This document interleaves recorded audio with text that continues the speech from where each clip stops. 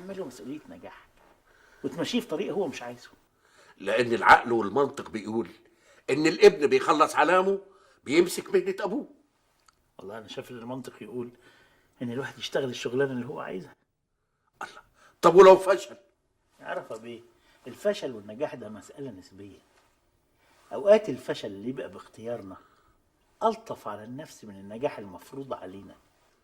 يعني اسيبه يشتغل ممثل ويسيب مهنه ابوه واجداده؟ ازاي هتسيبه؟ انت لازم تمنعه باي طريقه. انا مش فاهم، يعني عايزني اقف في طريقه؟ ما انت مش هتقدر تقف في طريق حاجه بيحبها. يعني عايزني اشجعه؟ تشجعه ازاي على حاجه انت مش مقتنع بيها؟ لا اله الا الله، امال عايزني اعمل ايه؟ انت مش هتعمل حاجه. اعرف بيه، ابنك لو في فعلا جواه حاجه بتحركه، لو هو ولد موهوب مش هتقدر تمنعه.